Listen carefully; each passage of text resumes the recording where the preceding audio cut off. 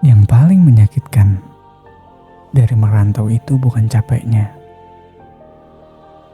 tapi saat kita sadar, rumah tetap berjalan tanpa kita. Itu adalah satu potongan dari kisah malam ini. Selamat datang di Kisah di Ujung Malam. Kalau kamu masih terjaga malam ini, mungkin cerita ini memang untuk kamu. Kalau channel ini terasa seperti tempat untuk pulang, subscribe dulu, biar kita tidak saling kehilangan di malam-malam berikutnya. Malam itu,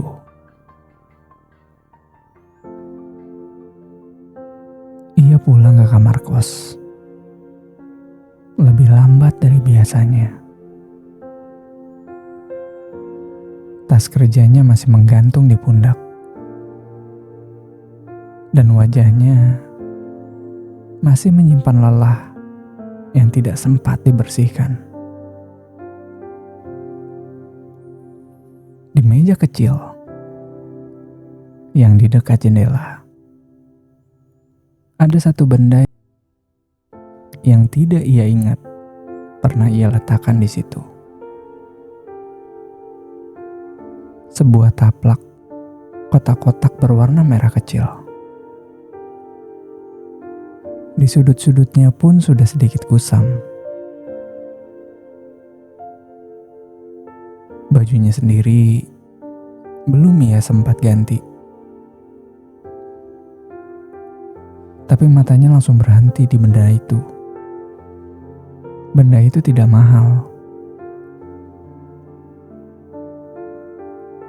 tidak besar, tidak juga penting bagi orang lain. Tapi untuk dia, itu seperti pintu yang tiba-tiba dibuka pelan-pelan dari dalam kepala.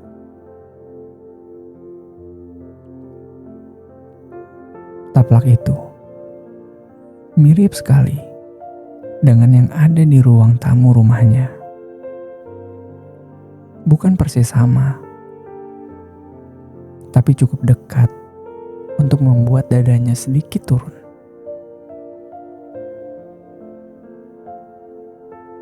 Di rumah, ruang tamu bukan tempat yang mewah. Hanya ruang kecil dengan sofa yang lama, kipas angin yang suaranya sering berisik, dan meja rendah yang salah satu kakinya sudah agak miring.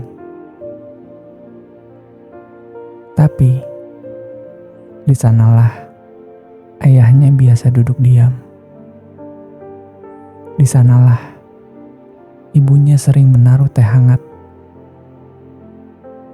Dan di sanalah adiknya sering berlari sambil membawa makanan kecil. Lalu tertawa karena dimarahi pelan-pelan. Kadang yang membuat kita runtuh bukanlah hal yang besar, tapi benda kecil yang tiba-tiba mengingatkan kita pada hidup yang dulunya terasa biasa.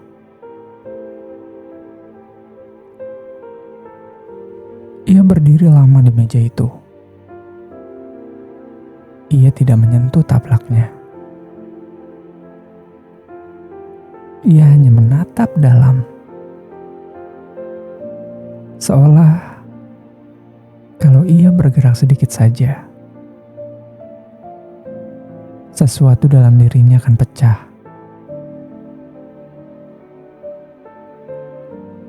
Di malam itu, ia tetap membuka laptop,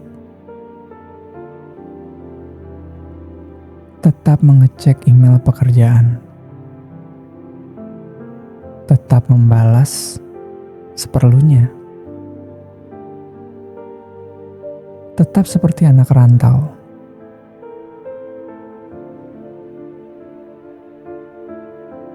sibuk, tenang, dan tidak pernah mengeluh. Tapi satu benda kecil itu sudah bekerja lebih keras dari seluruh hari yang ia jalani. Keesokan paginya, hidup kembali berjalan seperti biasa. Alarm bunyi lebih awal. Ia bangun tanpa banyak bicara. Mandi dengan cepat. Sarapan seadanya. Lalu pergi bekerja dengan langkah yang dia sudah hafal jalannya. Di tempat kerja, dia dikenal sebagai orang yang bisa diandalkan. Kalau ada tugas tambahan, dia ambil. Kalau ada teman yang terlambat, dia bantu tutupi. Kalau ada yang mengeluh, dia tersenyum tipis. Tidak ada yang tahu bahwa setiap kali jam makan siang tiba, ia sering duduk di paling pojok. Bukan karena dia tidak suka bertemu dengan orang lain, tapi karena rindu datang paling keras saat tempat sedang ramai-ramainya.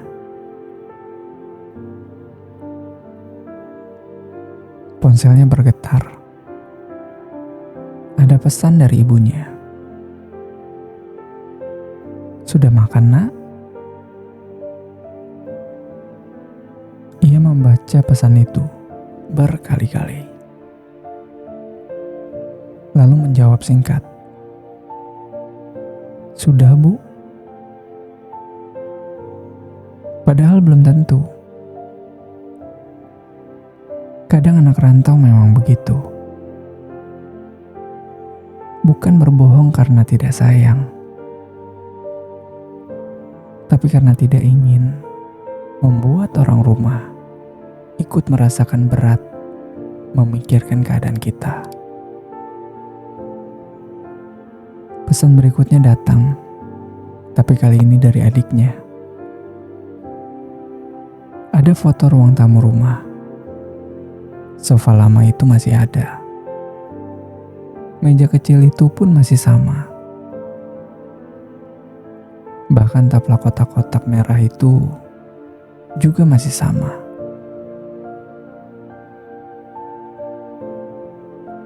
Isi pesannya cuma pendek aja. Rumah lagi sepi. Ayah lagi duduk di ruang tamu. Ia menatap foto itu lama. Lalu kemudian diam. Karena yang paling menyakitkan dari foto rumah bukan yang terlihat, tapi yang tidak terlihat. Kursi kosong yang biasanya ia pakai. Suara yang tidak ada di sana karena ia sedang jauh. Dan rasa bersalah kecil yang tiba-tiba muncul. Seolah ia meninggalkan sesuatu yang seharusnya ia jaga. Di malamnya, ia menelpon ke rumah.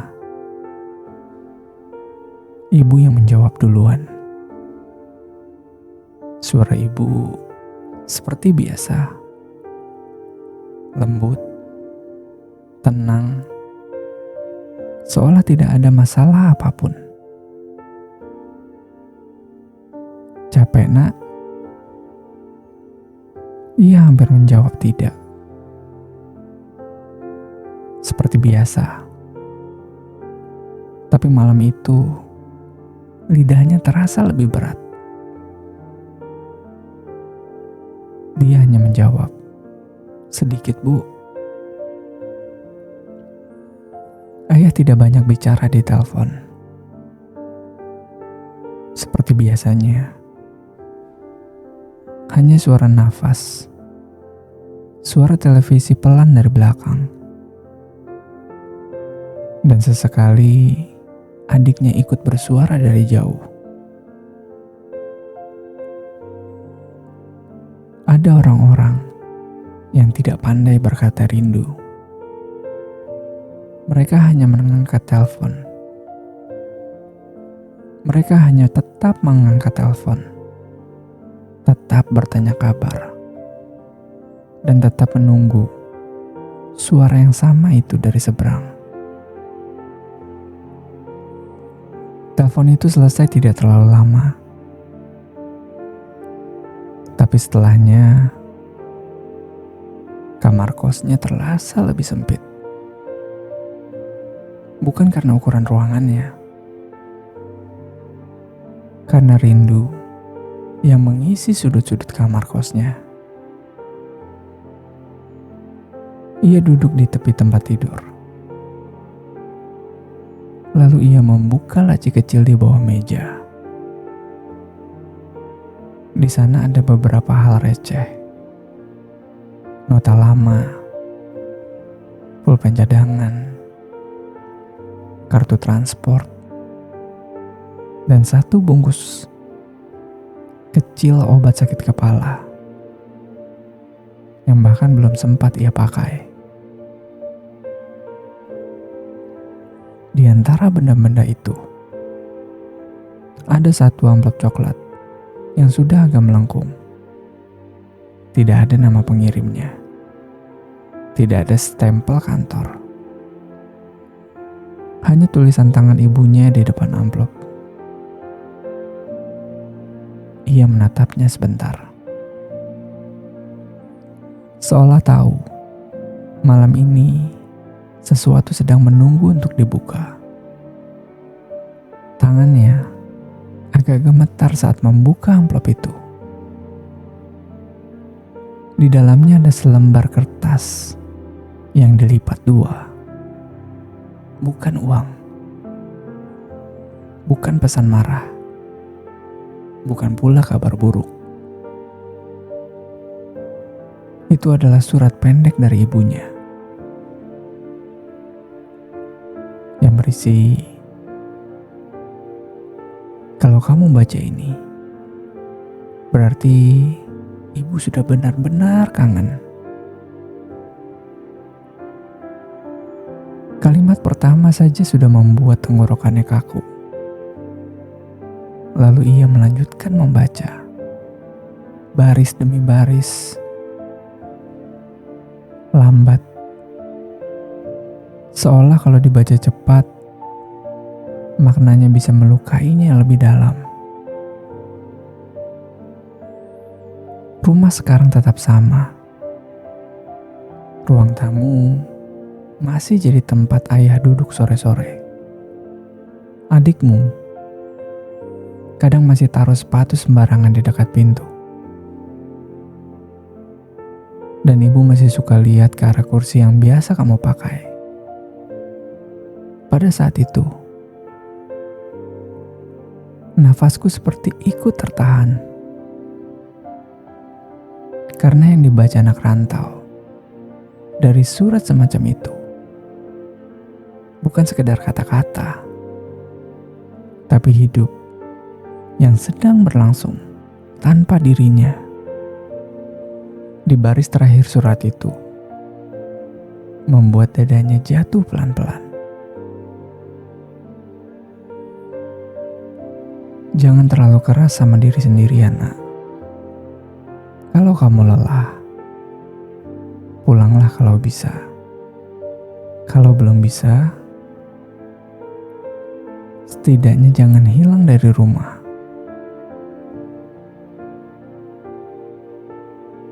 Lalu ia menutup mata.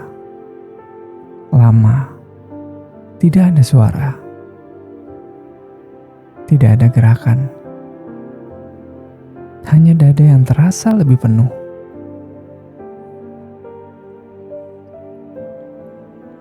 Lalu di bawah kertas surat itu, ia menemukan satu benda lagi.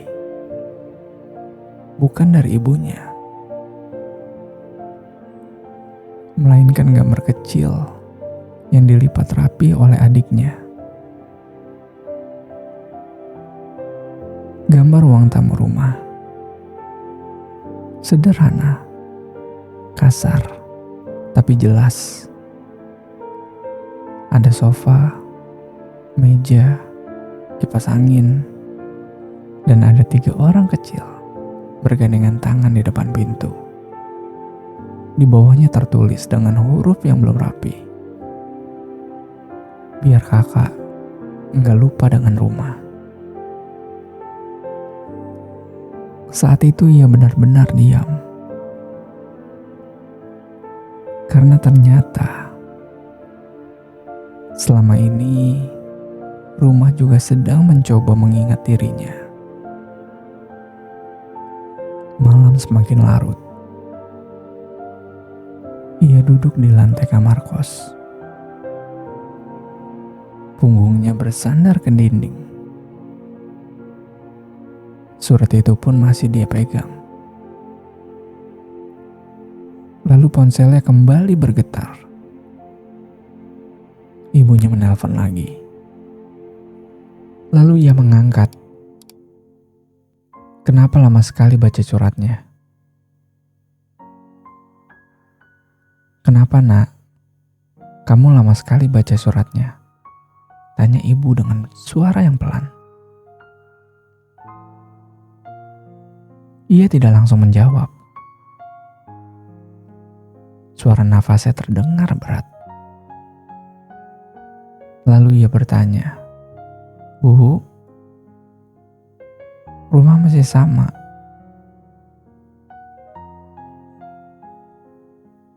Ibunya tertawa kecil. Tawa yang hangat, tapi juga terdengar rapuh. Masih? Kenapa nak? Ia menatap gambar ruang tamu itu. Lalu ia berkata dengan suara yang hampir patah. Aku kira aku sudah cukup kuat, Bu. Di seberang telepon ibu terdiam sebentar. Lalu menjawab dengan pelan. Kuat itu bukan karena tidak rindu, nak. Kalimat itu jatuh seperti sesuatu yang lama sekali ia tunggu untuk ia dengar. Ia menunduk. Air mata yang tadi ditahan akhirnya turun juga. Tidak deras, tapi cukup untuk membuat suaranya pecah. Aku capek, Bu. Iya, nak. Ibu tahu. Aku sering bilang baik-baik saja, Bu. Iya, nak. Ibu juga tahu.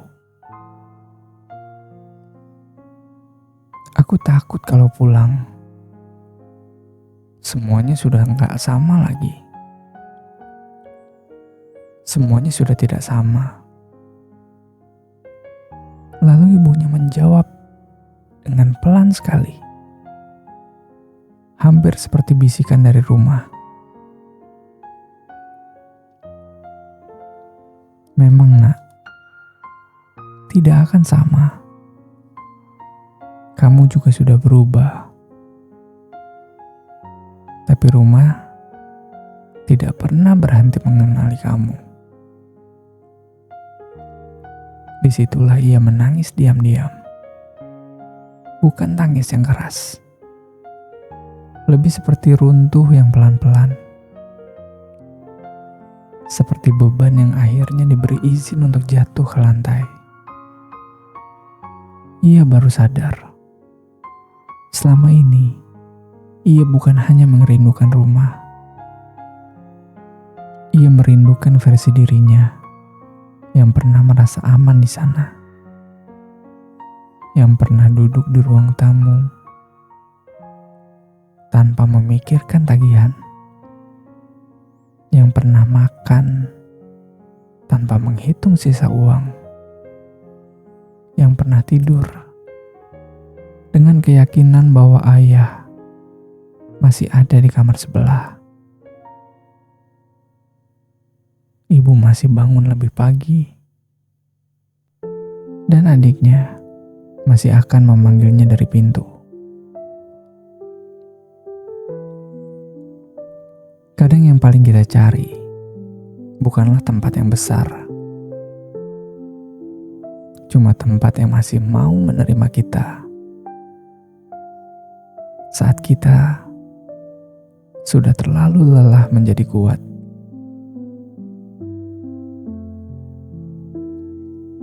Lalu kemudian ibunya bertanya, "Kalau nanti libur, sempat pulang atau enggak, Nak?" Lalu ia diam sebentar dan menjawab, "Kalau bisa, aku mau pulang, Bu." Bukan jawaban yang besar, tapi malam itu, untuk pertama kalinya, itu terdengar seperti sebuah harapan.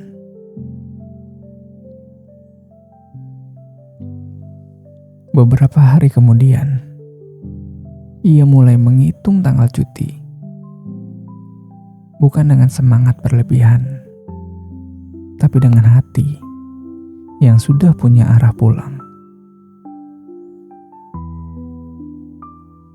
Ia masih bekerja, masih sibuk, masih menjalani hari-hari yang tidak mudah. Tapi ada sesuatu yang berubah. Ia tidak lagi pura-pura tidak rindu.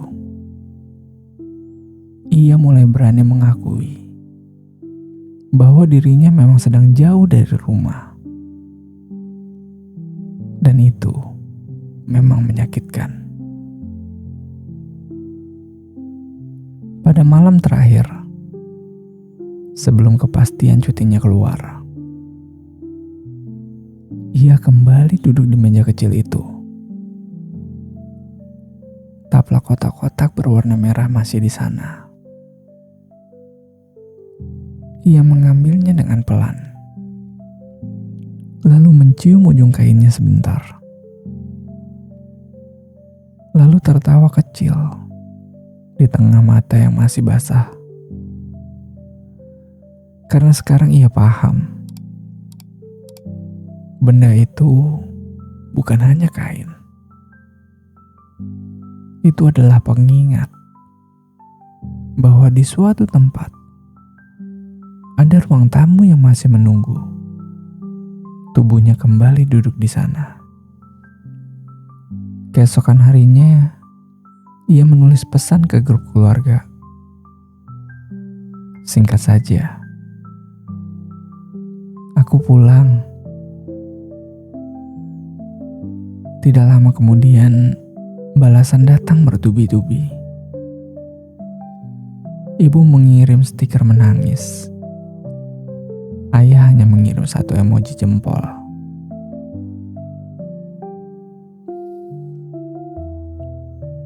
Adiknya mengirimkan foto ruang tamu lagi.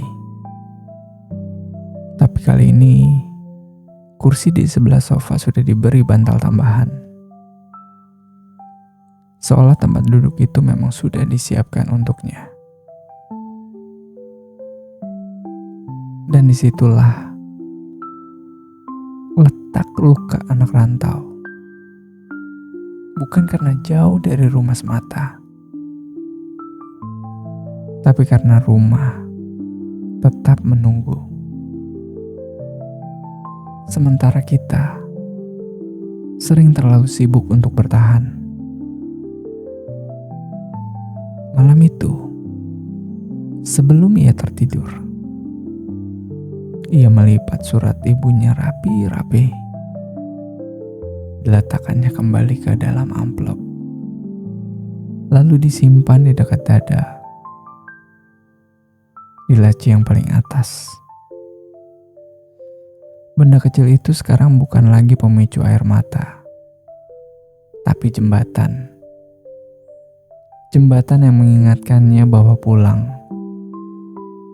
sekecil apapun, masih selalu layak untuk diperjuangkan.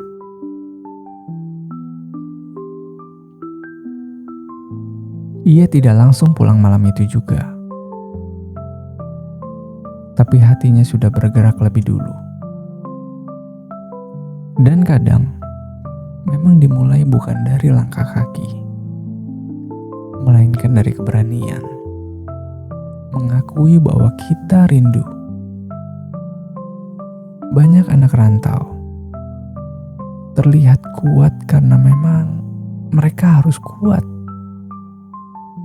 bukan karena tidak sakit, bukan karena tidak ingin pulang,